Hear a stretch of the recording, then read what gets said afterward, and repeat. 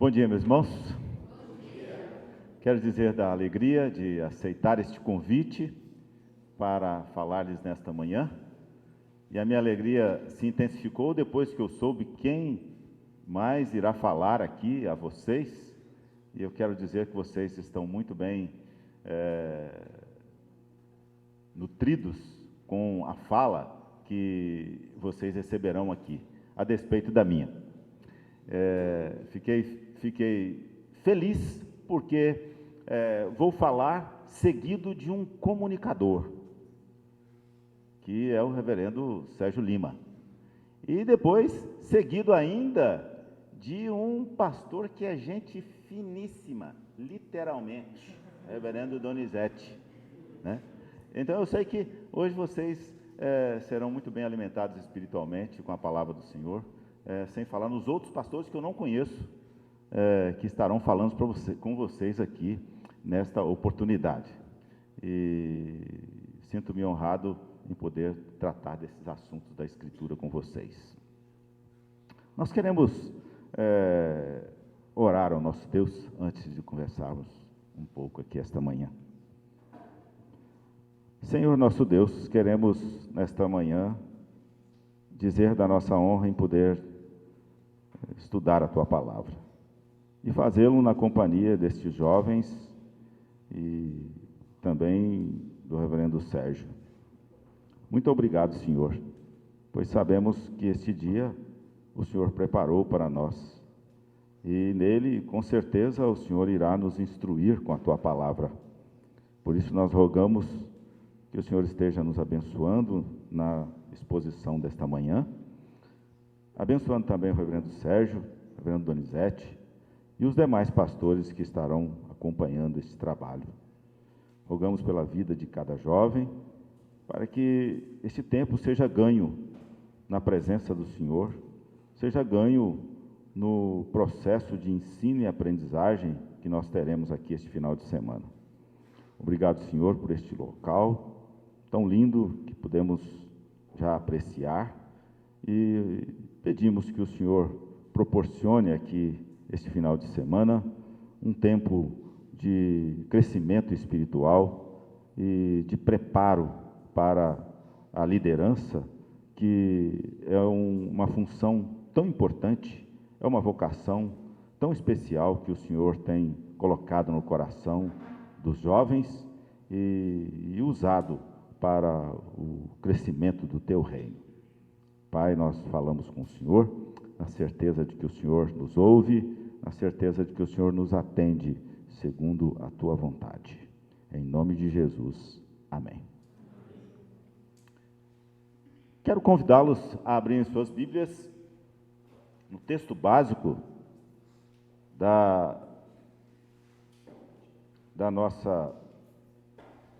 do nosso tema do acampamento, ou melhor dizendo, do QG, é isso a pronúncia, né? Do QG. Primeira Epístola de Paulo a Timóteo, capítulo 4, verso 12. Primeira Epístola de Paulo a Timóteo, capítulo 4, verso 12.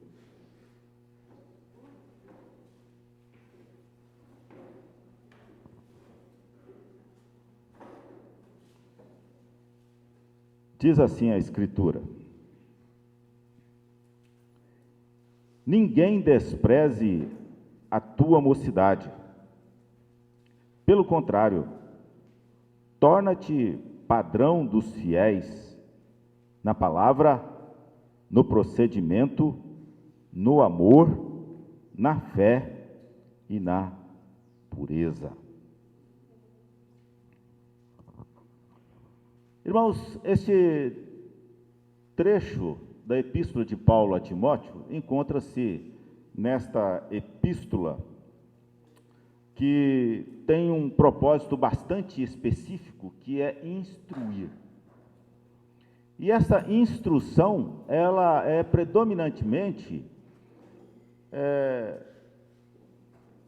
enriquecida, não só pelas informações que Paulo dá acerca de si mesmo e de Timóteo, mas também por estabelecer preceitos que não só apenas eram úteis para a vida de Timóteo, mas também úteis para a vida de tantos quantos, no decorrer dos anos, lerem esta epístola. E Paulo escreve a um jovem que possivelmente estava aí com aproximadamente uns 30 anos, doente, mas que tinha pela frente uma grande missão. Tinha pela frente o desempenhar de uma vocação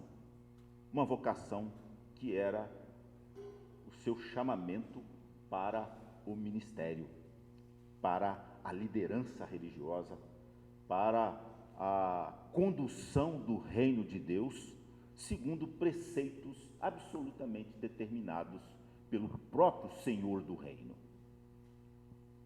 Esta epístola é instrutiva, no sentido de observar o que Timóteo precisava de ouvir e o que um líder precisa de ouvir no trabalho que ele tem pela frente.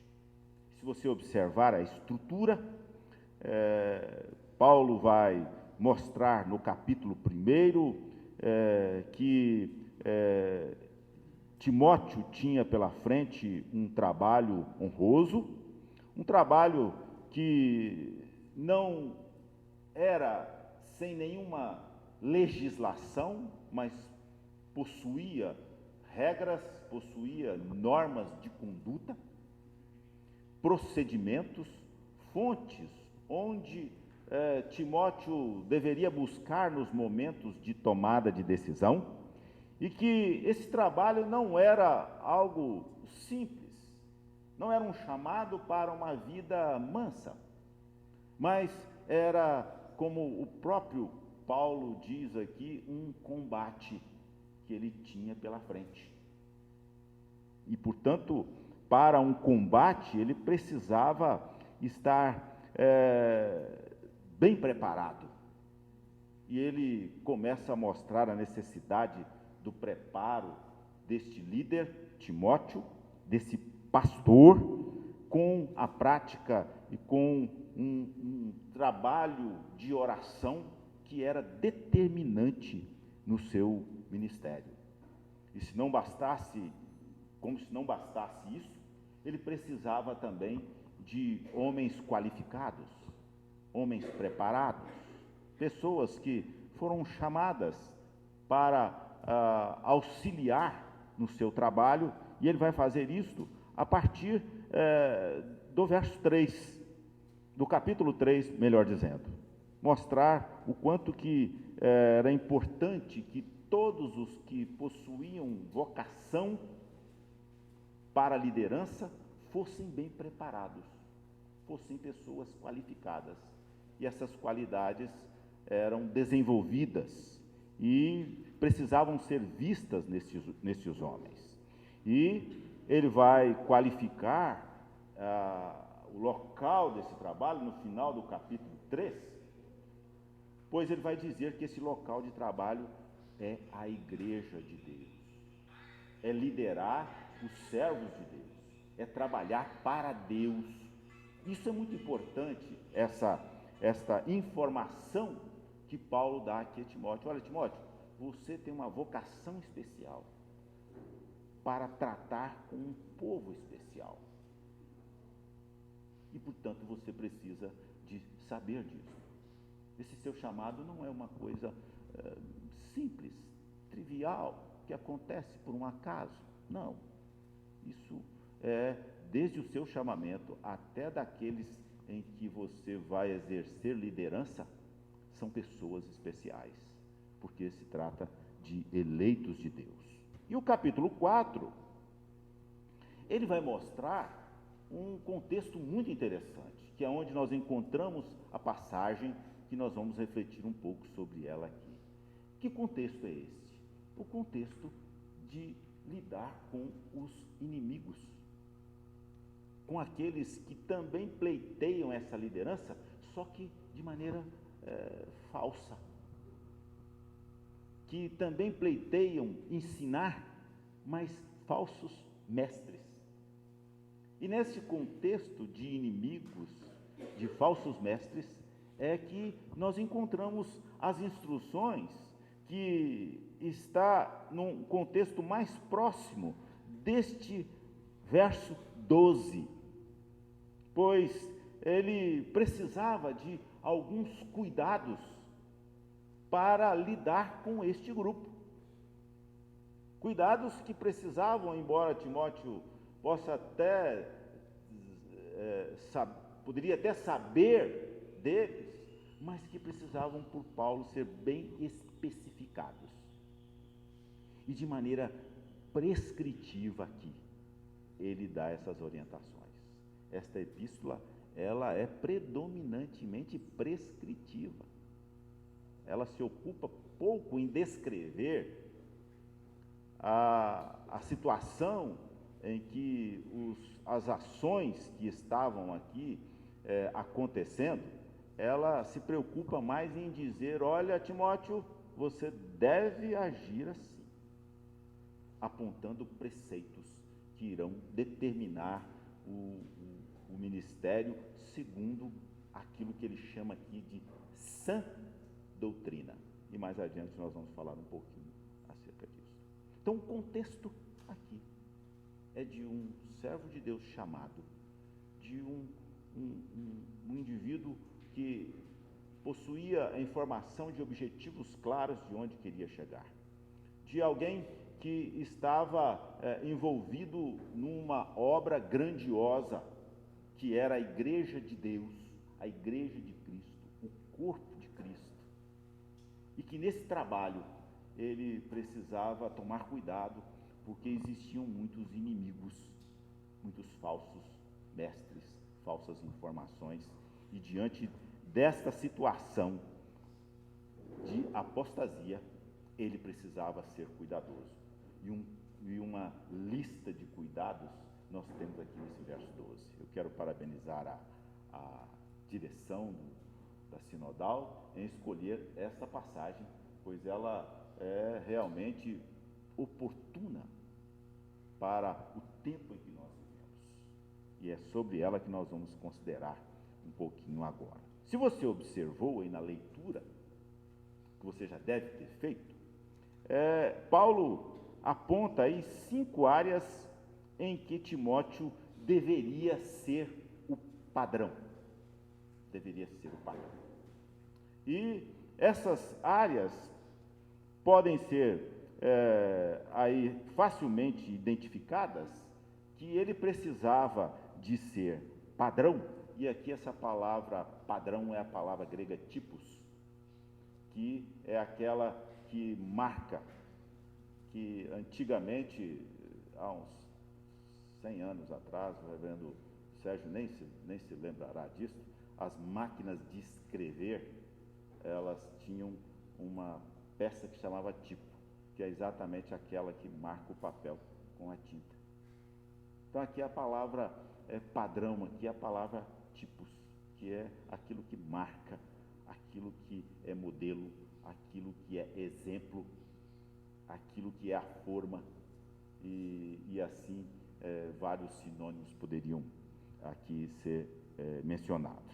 Mas ele é chamado para ser um padrão. E esse padrão, no contexto da sua mocidade. Que mocidade? Ora, como disse, aproximadamente 30 anos. E aqui eu percebo, se essa palavra mocidade aqui está ligada, está em harmonia com Timóteo, Paulo aqui foi muito moderno, pois é comum hoje entender jovem com 30 anos. Eu acredito que aqui, possivelmente, tenhamos poucos aqui com 30 anos, mas certamente nenhum jovem com 30 anos ia dizer: olha, eu não estou na minha mocidade. Eu acho que ele facilmente diria: não, eu sou jovem ainda. Deixaria essa ideia de meia idade, né, só para 50, né, Aqui eu penso que o Sérgio é um jovem, né, que pode, com facilidade, experimentar isso e dizer da sua parte. Mas, se ele está se referindo aqui a Timóteo, precisamente, ele está falando a um jovem que aproximadamente tinha lá seus 30 anos. Né? Ele vai mostrar aqui que essa época é uma época oportuna. É uma época oportuna. É um tempo de se ganhar cada instante vivido. Cada instante vivido. Vocês vão encontrar, e já devem ouvir isso dos seus pais, né, ou de pessoas com a idade mais avançada, que vocês conhecem, aquela velha história assim: na minha mocidade, eu deveria ter aproveitado mais. E eu deveria ter entretido mais, eu deveria ter jogado mais futebol, eu poderia ter nadado mais, né? E eu poderia ter feito muitas outras coisas que vão implicar numa atividade física, né? Ou numa atividade intelectual. Eu devia ter feito mais um curso, tal, né? Eu não gosto muito dessa memória de ter namorado mais. Eu não sei se seria o caso, sabe? Eu deveria ter namorado com mais garotas ou com mais garotos, porque eu penso que não se aplica aqui. Mas alguns pais chegam até a dizer isso, né? Eu estou feliz de ter namorado só uma namorada e me casado com ela, né? E até hoje estamos no nosso casamento. Então, também não poderia ser o contrário, né? Então, o que ocorre é que esse tempo é um tempo de ser aproveitado, precisa ser aproveitado, cada instante, na sua formação intelectual, no seu desenvolvimento cultural, do modo geral, na sua conduta com a leitura da Escritura, com a oração, com a comunhão. E este é um tempo que precisa de ser aproveitado. Então, a primeira questão que ele chama aqui, que não é a principal, é: olha, aproveite sua mocidade, aproveite. Vocês hoje estão aproveitando aqui, né? Graças a Deus por isso. Ninguém despreze a tua mocidade, pelo contrário, né? Tenha prazer nela, tenha cuidado com ela, aproveite a sua mocidade. E ele diz aqui que essa mocidade deve ser aproveitada para você ser um padrão, ser um tipo, ser aquele que marca, ser aquele que oferece o modelo, aquele que oferece a forma. E, a partir de então, ele vai mostrar aqui 5 áreas que você precisa ser padrão. A primeira área é a palavra. A segunda é o procedimento. A terceira é o amor. A quarta é a fé. E a quinta é a pureza. Então, são essas as 5 áreas que Timóteo foi informado da parte de Paulo, recebeu da parte de Paulo a prescrição, o preceito. Olha, cuide disso. Seja modelo, seja exemplo, seja aquele que marque a vida das pessoas com sua vida. E aí ele vai dizer como. A primeira delas é a palavra. A palavra. Com palavra aqui, ele quer chamar a sua atenção para a sua fala. Para a sua fala. Chamar a atenção para a sua fala. Como você tem usado este recurso maravilhoso.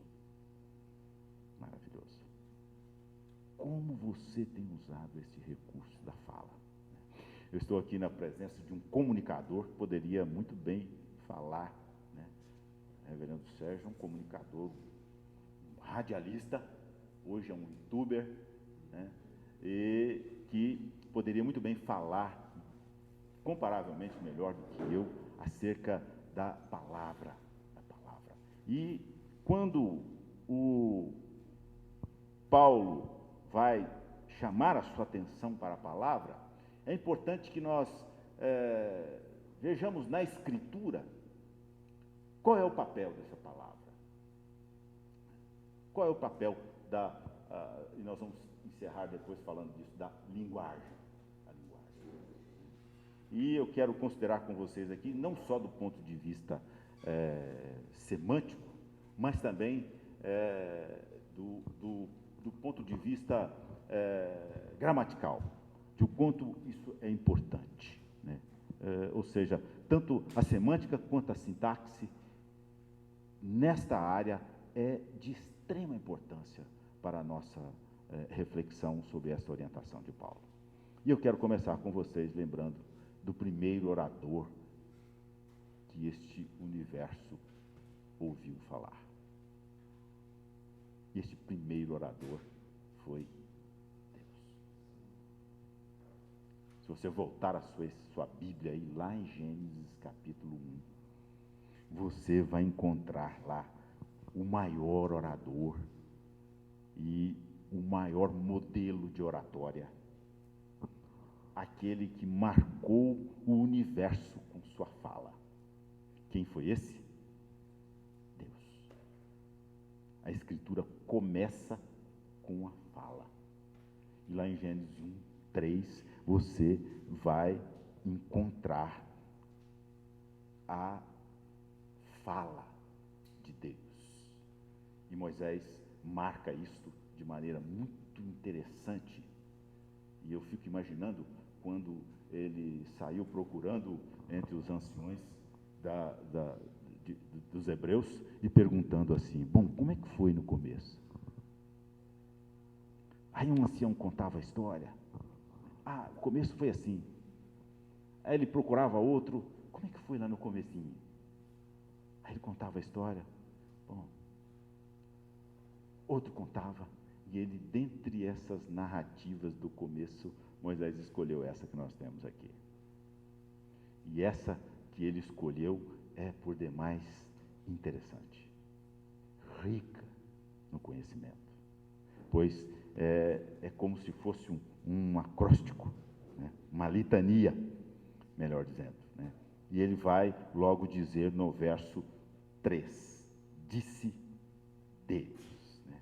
Yomer Elohim, essa narrativa de Moisés, né? Daquele que ele ouviu, de como foi no começo. E lá por volta do ano 1000, 1000 a 1200, ele resolveu escrever isto. E aí um anciãozinho estava lá: olha, o começo foi assim, tal. Teve um momento que disse Deus. E então Deus começa a falar. Deus começa a falar. E falar algo que as pessoas compreendiam. Tanto que foram registradas as palavras de Deus. E Deus começou a dar ordem para que as coisas começassem a acontecer. Veja, a palavra é o recurso usado por Deus para criar todas as coisas. Já pararam para pensar nisso? Como que a palavra é importante? Foi com o uso desse instrumento, desse recurso, que Deus fez a luz. Separa. Façamos um homem. É imaginar isso? Ele falou: façamos um homem. A palavra que Deus usou. Por isso Paulo não está tratando aqui de uma coisa simples, não. Isso que nós temos, essa habilidade de usar a palavra, isso não é um recurso simples. É uma das coisas maravilhosas que Deus criou. E Ele usou para criar as outras coisas. Você veja que as palavras, elas são recursos que não só existem em si mesmas, mas também são usadas para criar outras coisas. Com uma palavra você cria uma situação de amor. Com uma palavra você cria uma situação de harmonia, de paz. Com uma palavra você cria uma situação de ódio. Você cria uma desarmonia. Você cria uma guerra. Perceberam? Como a palavra é importante. E com a palavra Deus criou tudo o que é. Mas, uma outra coisa que Moisés ensinou acerca da palavra é que também o homem fala. Yomer Hadam. O homem fala. E aí nós temos lá no verso 23 do capítulo 2, o homem também fazendo o seu discurso. O segundo discurso foi dele. No capítulo 2, verso 23, nós temos lá o homem falando. E não podia ser diferente, falando acerca de quem? Quem pode me dizer? Quem se lembra aí? 2:23, de quem? Da mulher. Da mulher. É como se ele estivesse ostensivamente apontando para a mulher e falando. E o homem também fala. Isso é muito importante. Quando nós tratamos da imagem e semelhança de Deus, nós temos também a comunicação dessa habilidade. Então, o homem fala. E ele diz. Uma coisa é falar, outra coisa é dizer. Depois a gente vai falar um pouquinho sobre isso. Né? É a questão da sintaxe e da semântica. Né? E o homem fala. E essa habilidade é, por demais, tremenda. Pois ela determina nossa diferença, não só no fato de articular uma palavra, mas também de ser capaz de compreender os significados, os signos que estão por trás delas e o que elas são em si mesmas. Portanto, Deus comunicou essa habilidade ao homem e ele fala, e a partir daquele momento o homem passou a falar e conversar com Deus. E Deus não estava mais só ele, o Filho e o Espírito Santo, existia mais alguém que conversava com ele. E então, o Senhor ia no jardim, vocês conhecem muito bem a história, né, para conversar com o homem que também falava. Mas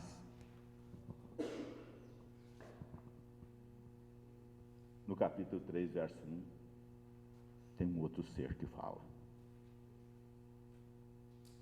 E esse ser chama-se Satanás. Se você perceber aí, no verso 3, 1, mas, adversativa, mas a serpente também fala. Mas Satanás também fala. E disse à mulher, né, é assim que Deus disse. E aqui nós temos uma coisa muito importante. Primeiro, que Satanás fala. Segundo, surge uma interpretação. Perceberam isso? Deus fala, o homem fala também, mas Satanás também fala. Quando ele fala, a marca da sua natureza está na sua fala. E a marca da natureza má, pecaminosa dele, fica já impressa no que ele pronunciou. É quando ele pergunta à mulher se é isto mesmo que Deus disse. E aí você conhece toda a articulação que o diabo fez, que Satanás fez, para distorcer o sentido original da palavra. Estão percebendo isso? Deus fala, o homem fala, Satanás fala, Deus deixa sua marca na fala, Satanás deixa sua marca também de distorção. E é a principal atividade dele na semântica, é distorcer o sentido das coisas, é atribuir mal aquilo que é bem. E é isso que ele faz. Satanás também fala. E com isto nós podemos perceber o quanto que as palavras podem trazer problemas.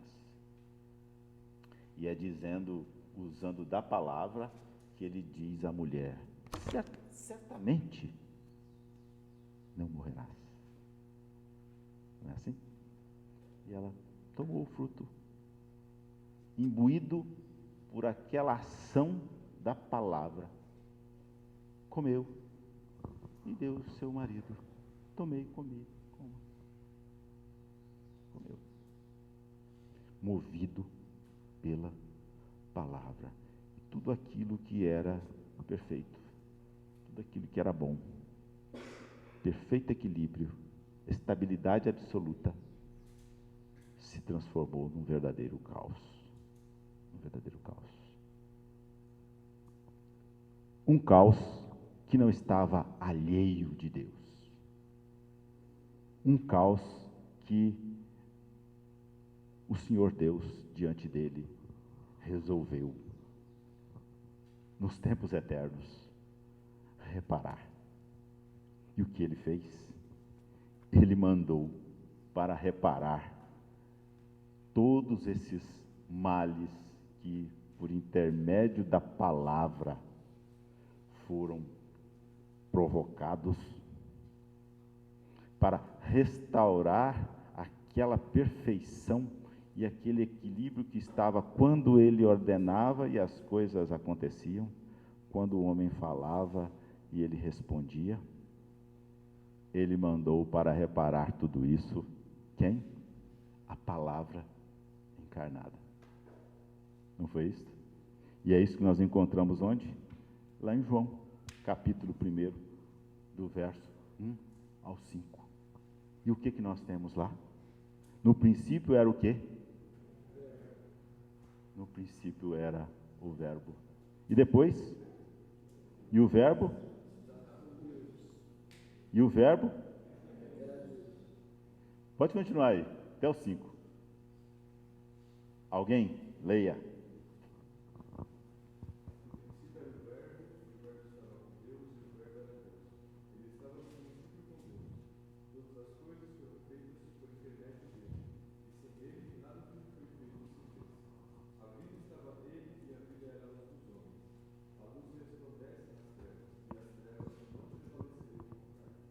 Muito bem.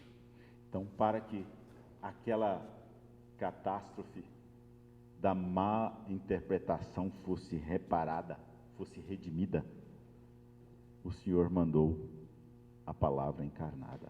A palavra, a tradução verbo pode ser traduzida como palavra, É a mesma palavra, é a mesma expressão original, logos, né? Então aqui nós temos no princípio era o verbo, no princípio era logos, e o verbo era logos, estava com Deus, e o verbo era logos, era Deus. Então, esta é a trajetória da palavra no decorrer do plano de Deus, da história de Deus. E esse verbo e esta palavra encarnada veio para que pudéssemos conhecê-la profundamente.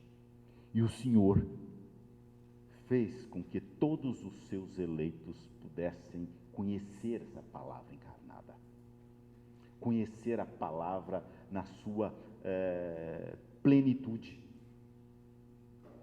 Conhecer a palavra de uma maneira que somente os eleitos de Deus são capazes de conhecer.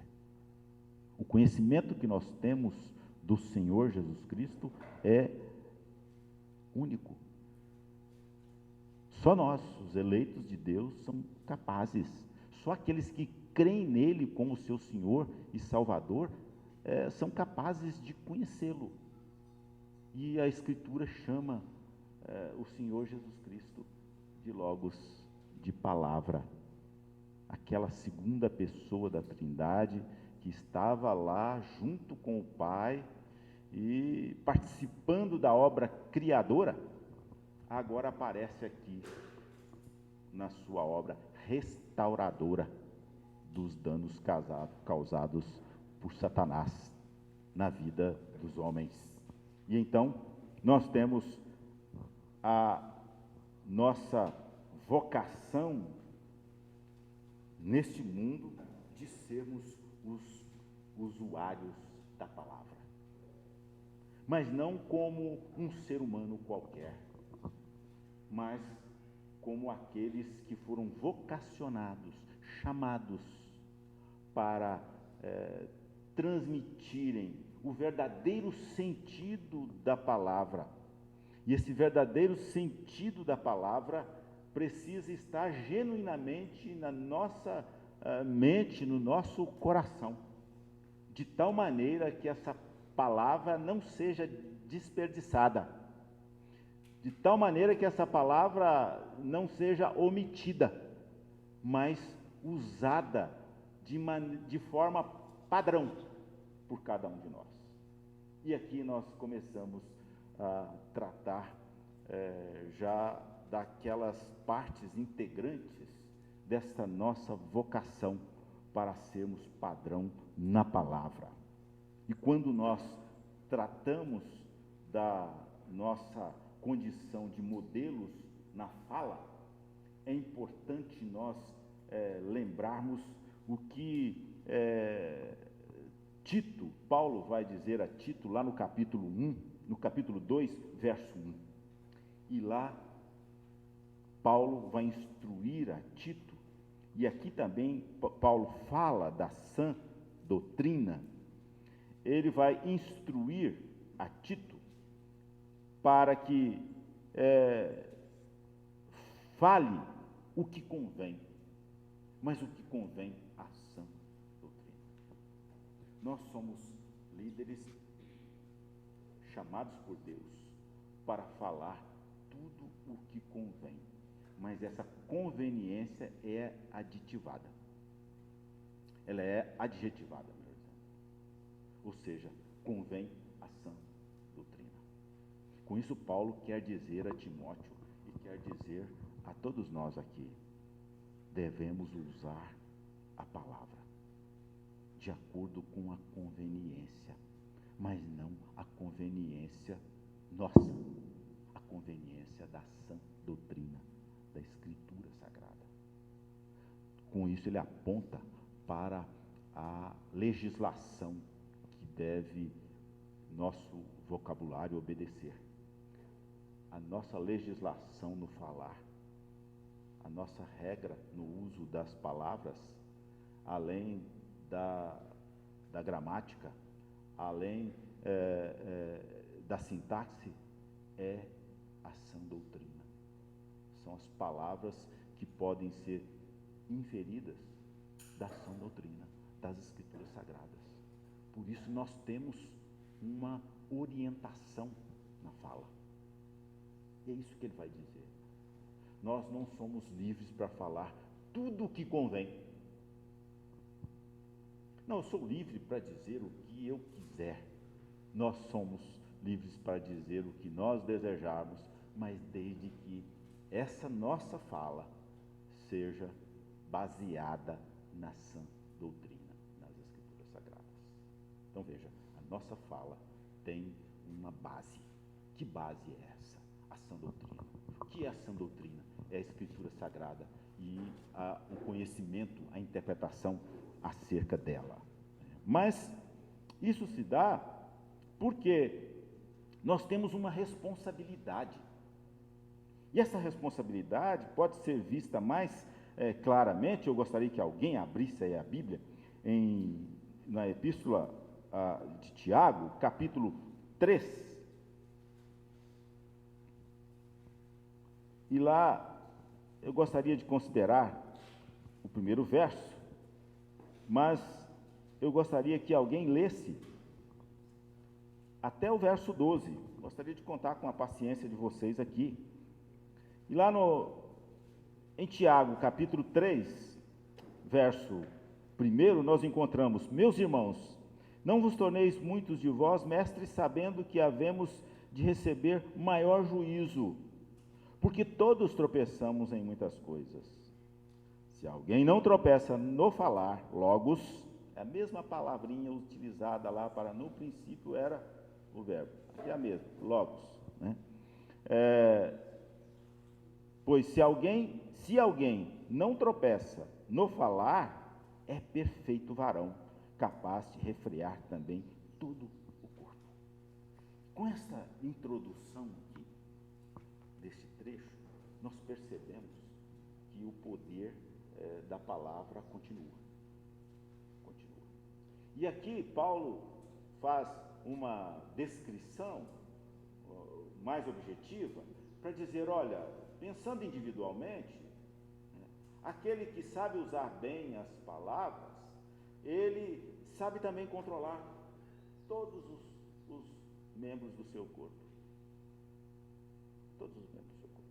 E se você observar, continuar a leitura, quem está com a Bíblia aberta aí, pode ler para mim agora o verso 2 até o 12, paciência de vocês para nós lermos esse trecho, que é bastante instrutivo para nós aqui esta manhã.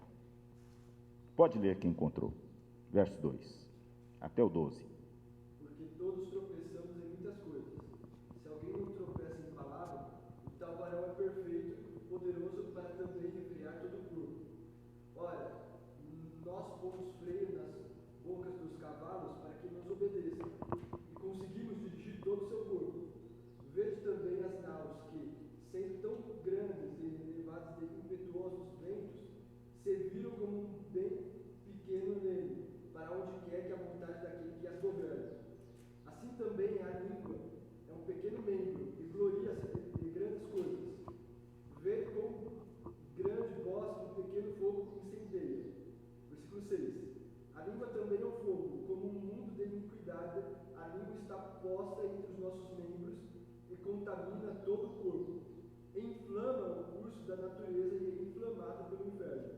Porque toda a natureza, tanto de bestas férias como de aves, tanto de répteis como de animais do mar, se amansa e foi domada pela natureza humana. Mas nenhum homem pode domar a língua. É um mal que não se pode refrear. Está cheia de peçonha mortal.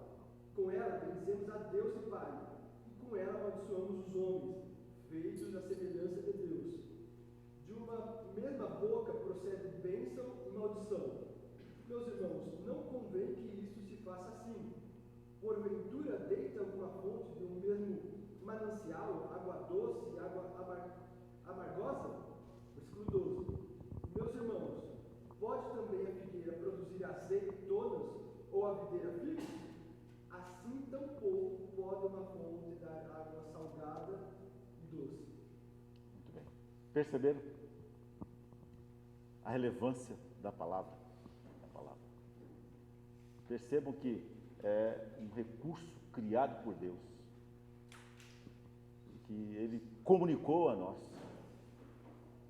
O recurso utilizado também por Satanás para a promoção da queda, mas também o recurso utilizado por Deus para redimir a queda, que está para nós hoje e tem como base a revelação especial, a Escritura Sagrada, a sã doutrina, e que coloca sobre nós a responsabilidade de usar bem a palavra, de usar bem a linguagem, porque ela pode produzir vida e ela pode produzir também morte. espero que esta primeira palavra tenha ficado bem clara para vocês e que essa área da linguagem esteja bem marcada na vida de vocês como um recurso de extrema importância para marcar a nossa vocação, para marcar você como um eleito de Deus, para marcar você como um líder, ainda que essa liderança seja sobre você mesmo, seja sobre mais uma pessoa, sobre o irmão mais novo ou a irmã mais nova, mas você precisa de cuidar da sua linguagem, da sua fala, das palavras que você usa. Ok? Alguém gostaria de fazer alguma consideração, alguma contribuição nesta primeira área do verso 12, que é a palavra, a linguagem? O momento é oportuno.